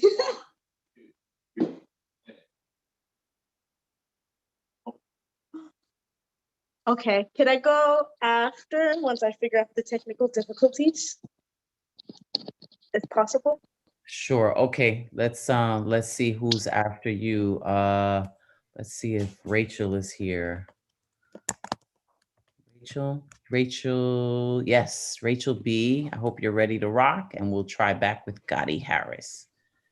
Hi, yes, I'm ready. Okay, I just have like one quick poem. I'm having the most insane imposter syndrome right now. It's crazy. But wait a minute, no, imposter syndrome. It's not your first time, is it? It is. Ever? Yeah. Oh, we're gonna have to pop your cherry, boo. Is that okay? Of course, that's what I'm here. We're going to pop the cherry, baby. Pop the cherry, baby. Pop the cherry, baby. Pop the cherry, baby. Pop. Ladies and gentlemen, for the very first time, Rachel. No imposter, baby. You're a poet. You are born tonight. You do your thing and you got love. We're all holding space for you. Thank you so much. That makes me feel better. Okay, so I basically am going through a breakup. So these are about heartbreak. It's called Really Young Love, Part 1 and 2. Remember that time when you woke me up by silently running your fingers against my head, through my hair, and past whatever I'd been thinking at the time? I'm sure you don't, but I'm fine with that. It's funny because that's one of my favorite moments to think about. I was so young when that happened. I hadn't been through anything yet. Do you really not remember? It was one of our first mornings, one of the first times I'd used the word bittersweet to describe something and not be lying about it. I felt myself begin to smile as if that was that and nothing was going to change. Remember? It's one thing to be so heartbroken that you feel like you can't leave the house without wanting to run into them just to feel their arms one more time. It's a whole other thing to see so clearly that you might have needed much more than you ever got. You got a lot, you'll know that, but at the end of each day, when you waited for him to call and were met with another photo of him in a room full of people, only to be told to calm down, you'll know that he really loved you, but you'll begin to realize that he didn't quite understand how to. It is a whole new experience to realize these things, to come to the conclusion that he might never have been there for you like you thought he always was. You'll see that if he didn't want to stay, you have to let him walk away. You have to give him back to whatever world he once came from, because yours is not meant for him anymore. And then you'll come to see that he was your entire universe and you gave him everything and you wanted it that way. And part of you wishes you could take some of it back, but some of it will always be his. And sometimes you'll wish you could just have him here for one night to tell him all about your life and how upset you were when you saw that video of him and how scared you are of him moving on. But then I think you'll just see that you gave him all the chances you had to give. And one more would never be enough. And what you thought was always yours might have just been really young love. Wow, Rachel. Oh my God. Wow. Well, I can tell you that you have a home with us. You are loved by us. You are one of us. And you could see in the chat just how impactful your poem is. And, you know, Kyla said it earlier, he's going to miss the best part. And I can tell you from experience, because even I have been, you know, broken up with, you know, someone that I believed was the world. And I look back now and I just realized it wasn't, you know, he wasn't enough for me. It wasn't that I wasn't enough for him. And that's okay. You're going to blossom and grow and fly and do bigger things than you ever could have done with him. So thank you. Thank you. Thank you. Woo! Yes, boo. Yes, boo. Feel it. Take it. Take it. Woo! It is what it is, you know. It's because we see ourselves in them, you know. It's not even them. It's us in them. It's not even them. Rachel. How beautiful is that? And you're gonna miss the best part. And then one day, boom. And then, oh God, I love this. When they see you like, you know, blowing up, happy. That's the best thing. That's the greatest thing, is to just live in joy, because then when they see that, you know, they feel it. Trust me. And then it's just too late. Okay. I digress. Let's see if Gotti has worked out the technicalities. I figured it out. Sweet. Okay. That was amazing. That was an amazing poem. That was all right. So I'm Fabled Patty. Check me out on everywhere, even Google, gang gang. And I have 2 songs for you, hopefully. And the first is Tragic Questions. Can you hear the music?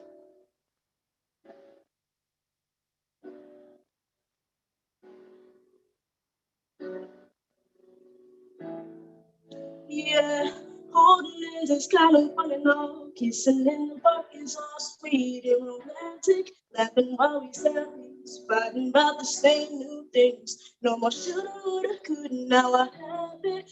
It'd be tragic if I ended right here. Should I be sad if you told me of forever ends here? And could I take you all back and rewind time if you still be here? Toying with the idea, told me it's a bad idea, and I'll stay here. And I'll stay here. Whoa, whoa. And I'll stay here. Yeah. You don't do the things you did in my head. You don't say the things I thought you'd have said. I feel you is fading, and I like what I see instead. Let's keep our memories we have. Don't let them fade away. Ain't no bad blood between us now. Let's not push it another day. I see your cracks. I don't do. They won't bother me at all.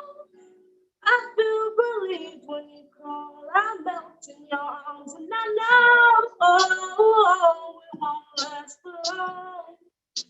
I think you're right.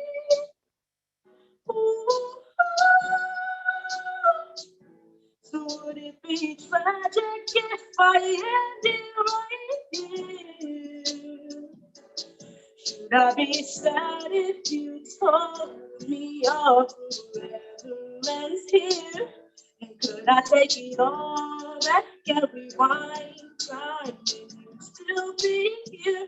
So you with the idea, tell me it's a bad idea, and I'll stay here. And I'll stay here. Whoa, whoa, whoa. And I'll stay here.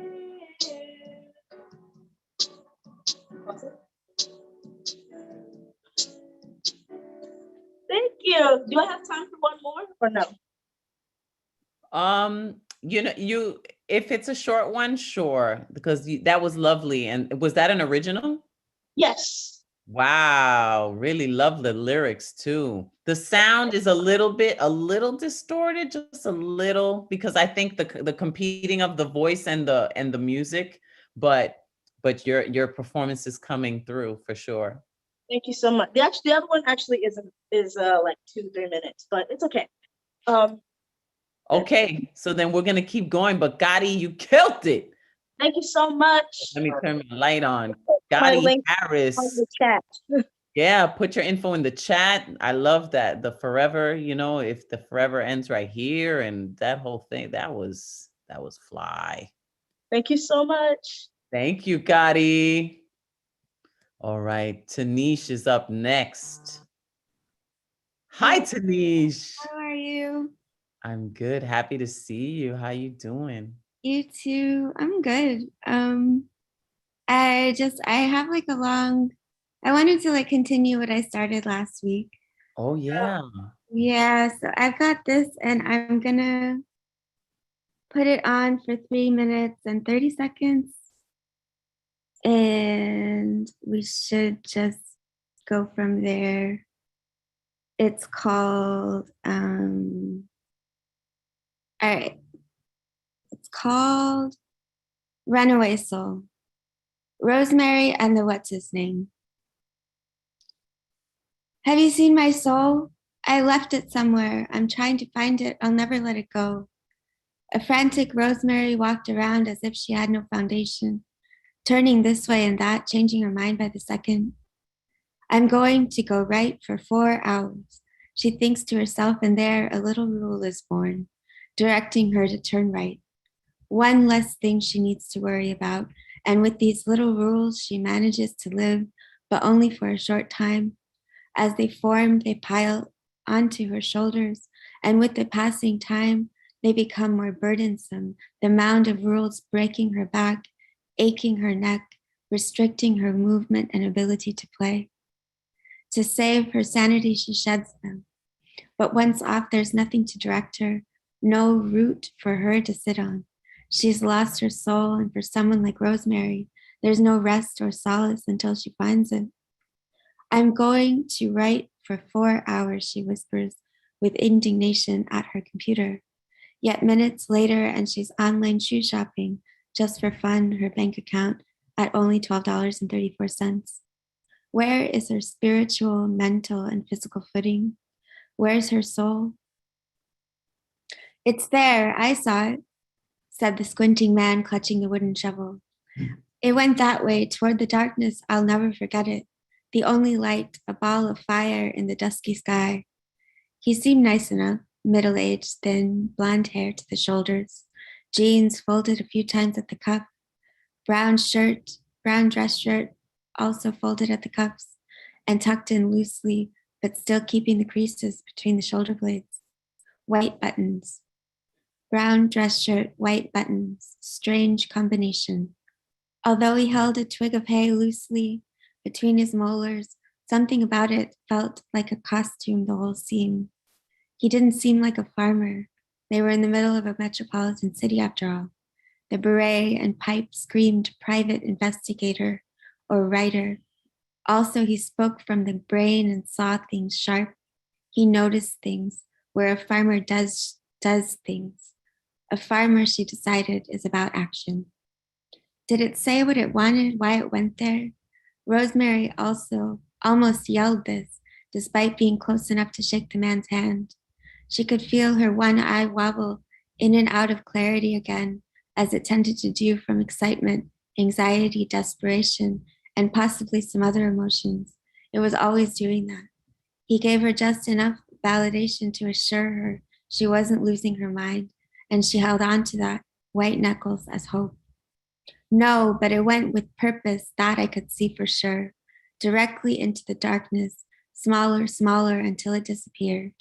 He brought his right hand flat to his forehead and directed his gaze behind them, along the road that trailed off into the distance. His left hand used the shovel for support like a cane. I need to find it. What can we do? She could feel her heart beating, but knew it wasn't in her chest. It was terrifying. Okay, I think I'll stop there and then I'll pick up next week. Oh, leaving us on the cliffhanger. Tanish, Honey Lung, thank you for that. Thank you so much. Thank you, So, guys. so beautiful. Wow. Soothing as can be. And then, holding on, the validation. Oh my God, we can't we all relate to these things? I mean, we are all connected. Okay, Vincent, unmuting Vincent. Let's go. What's up, everybody? Yo, everybody's awesome tonight. Thank you for sharing. Right? I'm gonna do something tonight. It's like a little bittersweet, I guess. It was kind of cool at the time, but in retrospect, it's not very cool. It's called When Larry Met Sally. I met your pain today. We held hands, danced through crosswalks at green lights, waltzing through doors of overpriced bistros where we dined on savory plates of trauma and sipped the finest anguish. Bellies overfilled with skepticism, we rode a park bench as if it was a bus seat, taking us to the destination of our dreams, skipping every stop we visited in our nightmares. I met your pain today. I've heard judgmental whispers morph into weapons that slice through your reputation like a katana to receipt paper until the shreds became snowflakes of rumor collecting on the windowsills of abandoned homes. I met your pain today. Until now, I had only been teased by its presence, questioned the existence of Schrodinger's cat while listening to its dysfunctional purrs. The scratches were always on the wall, spelling out the origins of hunting mice caught in the branches of pussy willows as I ignore the desperate squeaks from the front yard foliage. I met your pain today. A frail shadow appeared, starved of insight from years of neglect, surviving on a strict diet of bitter angst and salty skepticism. Its dehydrated faith sat in acquiescence like matchbooks torn limb from limb by chain-smoking saints. I met your pain today. I conquered my reticence and frolicked through fields of your seedless doubt, hoping to find more than tumbleweeds and shapeless scarecrows left to wilt in the sun. And maybe I'm still searching, but perhaps I don't have to anymore. I met your pain today. I held them in my arms, let them know that grass is green wherever it's watered before gifting my pale tears, hoping to create a garden from this unkempt graveyard. I met your pain today. We swapped war stories, compared the shapes and size of scars as if they were bullets being fired at our demons through rifled tongues. But you can never really kill the past, though I'm not sure we were trying to. I met your pain today, and now I know you. Maybe we can meet again sometime. Thank you. Oh, Vincent. Yo, that shit was powerful. No, I appreciate it. Thank you so much. Like, I've been laid off from work, so I've had the time. So I wanted to take advantage and do these as much as I could, Good for you. Yeah, because, who knows? This could be your bread and butter too, boo.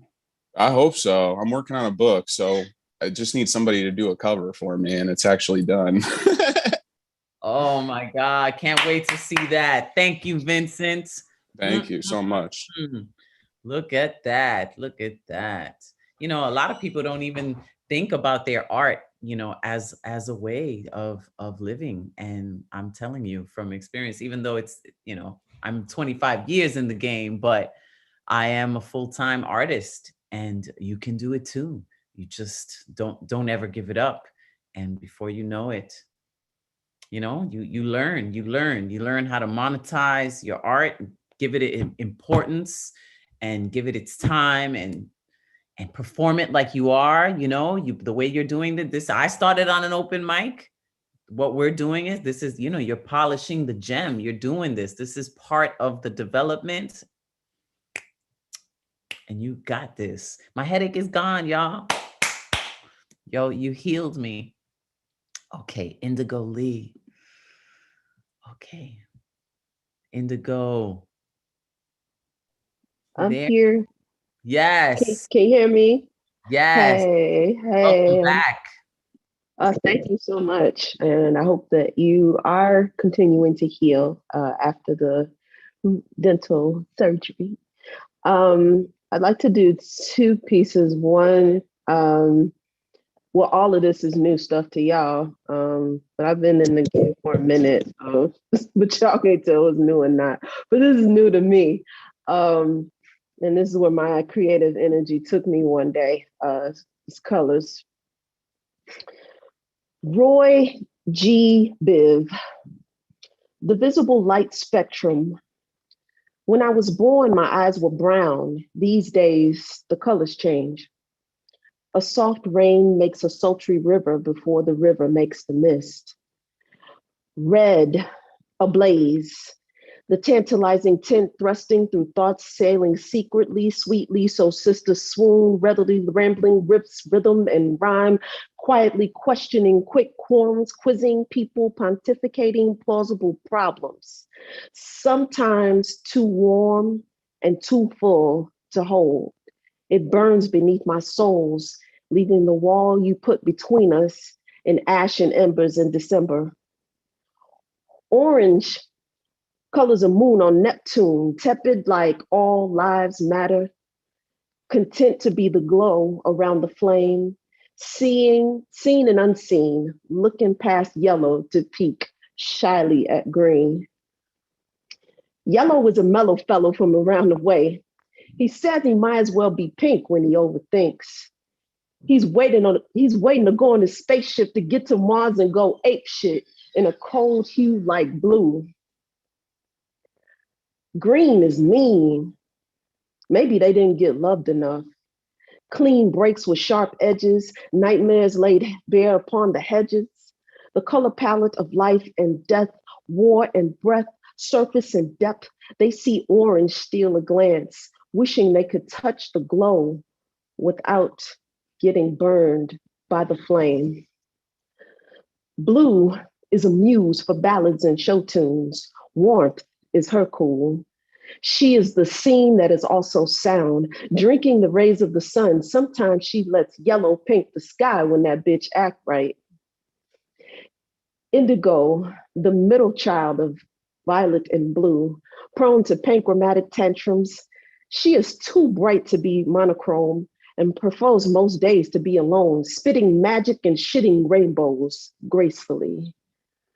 Violet has a hard countenance, visually violent to the naked eye, short on words, long on mystery, pissing God off for not being purple, wishing he was a morning breeze or a mellifluous whisper. The colors, Roy G. Biv, My World. And that's that piece. This next piece I've done before. I thought I would never do it again, but I think it's aged well. For those of you who don't know, I'm a Chicago native. So I think of home when I think of this. It's called Pocket Change. As I write and rewrite my elegy on the politics of bullshit, I reflect on when hard times with candy-coated caricatures colliding with ghetto dreams, and I am walking with my hands in my pockets, pushing past some lint from my sock and some change that I got when I spot those tenements. 24 stories of death against the skyline backdrop of my nightmares, America. And the babies, brown sugar babies, peek through the rotten metal teeth of this cocoa brown monster. I speak as sunlight sneaks through the rotten metal teeth of this cocoa brown monster. And I see them, but they not hearing my words. They not hearing my words while having the nerve to sit naughtily and yet haughtily on the ass end of the bell curve. And so I keep walking with my hands in my pockets, pushing past that lint from my sock and some change that I got when I spot Sister Jones testifying, swear she talked to her daughter, Delia. She talked to God every day, but hasn't talked to her daughter, Delia, in 24 years. See, the devil got Delia now, baby. And so I keep walking with my hands in my pockets, pushing past that lint from my sock and this change that I got when I spot a woman transfer the pain from her battered mind to the palm of her hand, to the ashen faces of her children, and feeling disturbed and a little unnerved, I keep walking with my hands in my pockets and pushing past this lint from my sock and this change that I got when this jock tells me it ain't feminine to curse and not carry no purse. So I respond with this verse. See,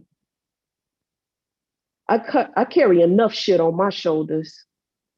And so I keep walking with my hands in my pockets, pushing past this lint from my sock and this change that I got. And I keep walking and walking. Peace, everybody. Thank you so much. Yo, Indigo Lee, you're a beast. Just so you know that you are a beast. Thank y'all so much. Yes. Y'all are beastly too. Nah, you just so glad that you back at it, because it's where Thank you for the space. It's been a long time. Shouldn't have left y'all. All right. How do we follow you, Indigo Lee? Oh, you got muted. Put it in the chat for me, okay? Tabitha. Let's unmute Tabitha. Hey, Hi. how are you? Doing good. Where you at tonight, Tabitha? I'm here in the Bronx, same place all the time. Oh, yeah, that's right. I know, that's right. I wanted to say, Indigo Lee, you are such a strong writer. That last piece was awesome. I'm gonna jump into it if I could. Short piece, new. I think the title is, because I changed it twice, I have no idea. It's called A Fight Unknown. In my soul, I fight 1,000 demons called memories. Lost in all the things I didn't know how to express, they wake me. Betrayals tucked underneath. God made you strong. But today, numb no longer exists, just when I needed her most. Forgiveness comes 1,000 warnings. But at the fall of darkness, betrayal spoke loudest. Years of built walls come tumble, leaving grief to fill the hearts of heavy hands. And in the company of chaos, she was left alone. Melodies of my hurt softly play in someone else's background. Hearts race. He extends hands. You think about all the places you would rather be. But with no shoes on, where do you run to? He leads, his lies, my disobedience we tangle. Me dressed in bruises never told, overlooked, kept quiet, face in hand, whispering the most disgusting things like, their silence must hurt, huh? Built wall, shovels broke. I said, fuck you. But with open arms, he greets me. The song never stops playing. So we just continue to dance. And peace. Thank you. Oh, yes, Tabitha. Yo, that was fire. Thank you, BX Queen. Let everybody know where to follow you. Put that in the chat for us. BX, baby, all day repping what is good. Whew. Thank you, Mom. Thank you. Okay. Let's see. Yes, we have me enfoqué, me perdí. Alda, Yes. Aldanieri, right? Yes, hello. Hi, everyone. Welcome back. Hi. How you doing? I'm doing good. I'm doing good. I'm glad that your migraine relief is left. It's you guys. It's you guys. I swear. It's just amazing. Yes, and yeah, I'm located in the Bronx, South Bronx. BX. So I will be sharing a piece that I shared on Monday, but I like fixed it a little bit. So it's my experience with racism. So here I go. Racism, why do you exist? You are like anxiety, in which feels like a constant shadow that never leaves, that always follows me. The both of you are my tormentors and my torturers. Racism, you are the little voice inside my head telling me that I'm not worthy enough because of the color, complexion of my skin, and the texture of my flawless hair. I cannot talk about you in fear that I'll turn into you. Racism is an illness of a society that has failed to practice inclusion. It discriminates against color, race, and language. Racism has cost so many lives throughout history, lives that are as worthy as any other life. Racism, why do you exist? When I write in fear of turning into you, I mean in fear of becoming these beings that are changing the texture of their hair and the color of their skin, because in fear of turning into you. Racism, I'm not concerned with you liking or disliking me for the color of my skin, texture of my hair, nor for the language that I speak. All I ask is that you respect me as the being I am. Racism, why the fuck do you exist? Racism makes people do ironic things just to be accepted into this cruel society that has failed to practice inclusion. This is a small message to racism and to the racist. Fuck you, disrespectfully. Thank you. Oh, yes. You know, I ask myself that so much. When you put that into beautiful words, so great to see you. Yeah, fuck you disrespectfully, racism. Powerful. BX repping, Afro Latina repping, all of it, all of it. So great to see you. Thank you so much for being with us tonight. Yes, thank you guys for supporting and always being there. Thank you. I appreciate it. Love it. I love it. Love the energy, love the message, love the brilliance. And okay, Julia Parsley is up next. And I think to close out. Hi, Julia. Welcome back, Julia. All right, I've got two poems, one from 2015 and one that I wrote today. So old shit and new shit. Okay. I'm going to start with the old shit. This is called Together. Pink and blue and lots of blue. I'm confused, so are you. I always did the right thing. I never did what I wanted. Liquid iron in my veins like stars sparking pulls me towards made-up memories in the summer, the closest I ever got to you. I'm bad at this. You must have realized in my silence I'm bad at this. I hope you realized it then. I'm bad at this, and so are you. We were the perfect storm. I'm bad at this, and I want to be with you together. All right, and here's the new one, and this one's kind of long. And this one's hard. So this one has a trigger warning for dissociation, and it's called 1,000 Miles Down to the Seabed. I get this feeling sometimes like I'm out of my body, piloting an artificial carcass, and everyone is watching and nothing I do belongs to me anymore. Now I just have to pretend to be normal. I can't access myself. I don't know what I like or what I don't, or who I am or who I was, and food tastes like nothing. The world seems like it's in molasses, and every time I move my head, it feels like I'm being electrocuted. Because I can't access myself, I garner all my sense of worth from external validation in these moments to fill the hole that my soul left so that I can stop hurting. I couldn't get out of bed today. I woke up at 10, but stayed in bed until 1 and went to work late. It feels dangerous to say that. It feels like someone from work will find this, my boss will find out, and then I'll be yelled at and fired, and I'll be homeless, and everyone will know that I don't have it together. No one can know I'm not in my body. I have to pretend I'm normal. They're watching, no one can know. I get to work and I can't move. I can't do my job because when I try and focus on something else, it feels like I'm not prepared to deal with something outside my body. I can't be caught off guard. All my energy needs to be focused on you. You left me for 2.5 weeks. What are you hiding? What are you going to do next that will stab me in the chest? I should just leave. I know that. If I'm listening to Billie Eilish's Bored 3 times a day to feel my feelings, this is a dangerous relationship.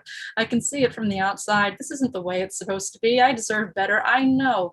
But this is also different. I'm not afraid of you. I never have been. The way you're treating me is wrong. Yes, get your head above the water. But can we work through it? All my previous relationships since birth have been abusive. I don't think you're evil. But I don't know if you can give me what I deserve or if you're going to break my heart each time I pick it back up for you. I have a hard time with confrontation because every time I confronted my mother, it ended in gaslighting or death threats. And she's gone now, but I can't stop expecting. I should feel the way I feel because the way you treat me is wrong and I need to admit that to myself. And whether or not I should even think of staying depends on whether or not you can admit to yourself and make a commitment to change and show me change. Keep your head above the water. I don't know. Shit, it's disappearing. I'm floating again. Shit, I don't know if it's possible to have a healthy relationship when you've screwed up this many times in a row in these ways. And I don't know. I know I can leave whenever I want and return to my body, but no, and I have learned things from you, and if I leave now, I might not learn that there might be a third option between get destroyed and leave. And I was a scientist, among many other more significant things. I don't feel I've sufficiently rejected the null hypothesis, keep your head above the water.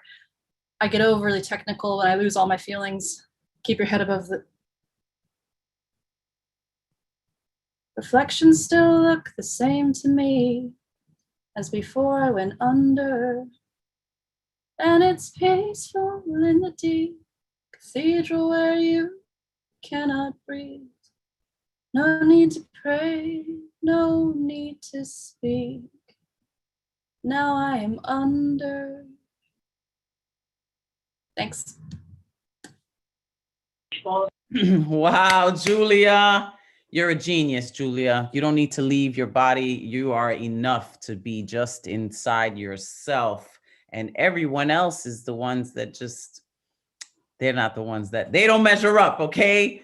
You got it. You're a freaking genius. Woo-hoo! All of you, do you know the light that you are? So, even in those dark, dark moments when you're searching for light outside of yourself, it's hidden so, so deeply because it's inside of you. If you could take the moment to love yourself enough, the way that I love you, I see you shining so brilliantly. It is just so inspiring. You're healing. As you heal yourselves before my eyes, you heal me, you heal everyone, all of us. So I'm getting emotional because I really feel it. I really see it. And thank you so much, all of you. My God, it just gives me so, such hope and inspiration, like just for the future, because you guys are in it. So this Saturday, let me just announce this. I am going to be at Classen Point at the end of Soundview Avenue at the water's edge at 3:30. We're going to do a ceremony because there was a Siwanoy village here called Snackapins, the land next to the two waters for thousands of years. This is a sacred ceremonial land. And, in the 1600s, the Dutch came and then colonization and all of that. But the land still speaks. And Saturday, we're going to do a ceremony and to reconcile, to remember, and to have that village be reborn. So join me. It's free. It's going to be super, super amazing and spiritual. Follow me at La Bruja NYC and you'll see me posted up. You could see all the stuff. But Saturday, I'm so excited about it. I've been working on this for like 2 years, and now it's finally happening. It'll be a moment of healing, reflection, and growth. It'll be perfect. So if you're in the Boogie Down Bronx, or you want to come to the Boogie Down Bronx, you could take the ferry there, or you could take the 39 bus or the 27 bus, I believe. Yeah, it's called Class and Point, but it's Snack-a-Pins, and we're gonna make sure that the world knows it. You know, land back, reawaken, you know, our truth, our ancestral truth. Again, thank you in all gratitude for your brilliance and all that you are. La Bruja, over and out. New Yorican Poets Cafe.